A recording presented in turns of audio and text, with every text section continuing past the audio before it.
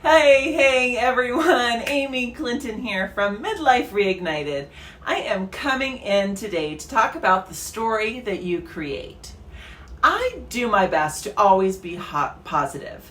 When I'm handed a bowl of lemons, I immediately think about what other ingredients I need to make a delicious pitcher of margaritas.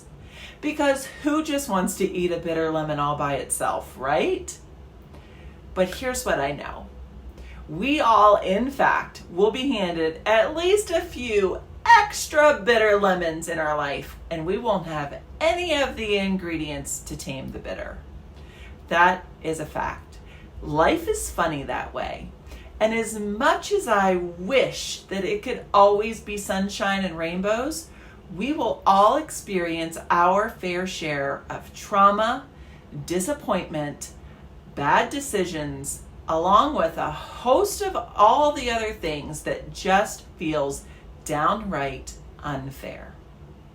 But we're given a choice, and sometimes the choice is easier to make than others. There is a quote from Joyce Myers that I have latched on to for years, and I always remind myself of it when it feels like life is just too hard and I'm not sure how to handle it. You can be pitiful, or you can be powerful, but you can't be both. So, if you are currently experiencing a hard time right now, I ask you, do you intend on being pitiful or powerful? It's a valid question, really. I mean, you can choose to be pitiful, you can, but I wouldn't recommend staying there for very long. I'd say for most situations, 24 hours is long enough to be upset and to really allow your emotions to play out. Many would disagree with me, I know that, but I know from my own personal experiences and from listening to my clients who also have gone through this process, it is healthy. It is healthy to sit with your feelings and to recognize the discomfort. Without that time, you're suppressing that emotion, which allows it to build and build and build, and it finally rears its ugly head when you are boiling over, and that just gets messy.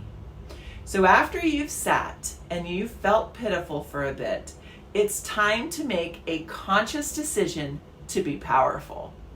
And that's exactly what it is. It's a decision. It's time to tell your mind to get on board and to find those margarita ingredients, right? The decision to be powerful has to be very intentional. You don't just accidentally become powerful. You have to demand it of yourself. And that's where you can draw on your past failures, your traumas, and when you've been hurt the most. You see, you have a 100% chance of making it through the thing that is currently making you wonder if you're going to survive. Do you want to know how I know this? It's because you're still here. It's because you've made it through all of those other things. Some easier than others, of course, but that's just the point. You figured it out. It all somehow worked out in the end. It normally does. So I want you to think back from something from your past that was extremely difficult. I won't ask you to share it with us because I don't want you to censor your answer. So go ahead. Think about the one thing in your life that has proven to be the most difficult. Perhaps it was a failed relationship. Or maybe it was a financial difficulty. Maybe it was a bankruptcy or a foreclosure. Perhaps it was unexpectedly getting fired from your job. Or maybe it was leaving an abusive relationship or overcoming an addiction. Or it could be experiencing the loss of someone extremely close to you. You could have a completely different idea of what your most difficult experience has been, and that's okay too. Do you have it in your mind? Are you thinking about it now? Okay, so here's the key. I want you to flip the script on that experience, and I want you to think of all of the positives that have come because of that really hard experience. It's even better if you could write it down so you can reflect on it later. It may take you a few minutes, but I guarantee you there is something. There are things that are positive that came from your bad experiences. Maybe now it's you treasure your relationships more, or you've learned from your past mistakes.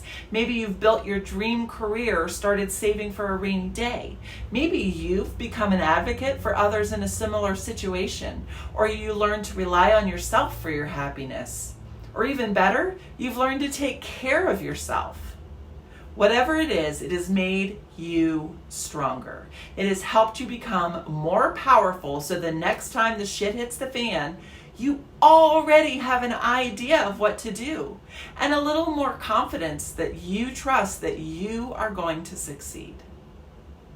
There's a scientific term for what happens when you become more powerful after the struggle, and that's called post-traumatic growth, or PTG.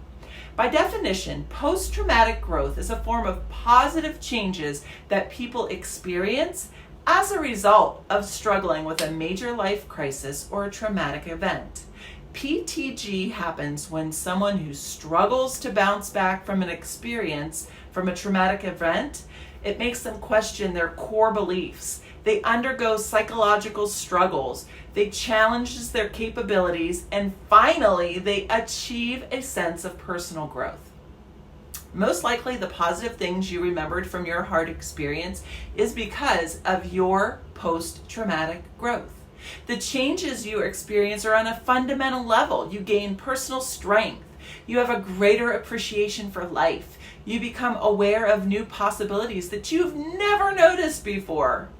You experience closer relationships with yourself and others, and you may even experience a spiritual change in yourself. Amazing, right? Not everyone experiences this on the same level, but it's up to you. It's up to you to let go of the pity and to start working on the powerful. And honestly, that's why I brought it up today. If you aren't even aware of what you're doing, how can you ever make a change? Everything in your life is created twice. It's created first in your mind. You have to change your story. You have to believe that the powerful story is available for you. You have to tell yourself that you are stronger than your situation. Remind yourself that you have a 100% record of making it through the suck, and start planning your comeback story. Only then can it be created in your reality. A good life doesn't mean there hasn't been any strife or heartache. A good life is one where you use those experiences to create a good story. Your version of a rags to riches story, if you will. You don't always get to choose how your story starts, but the ending is completely up to you. Isn't that good news? That's a big chunk of what happens inside the third quarter transformation and midlife reignited coaching. Creating a story that moves you past the pity and into the powerful.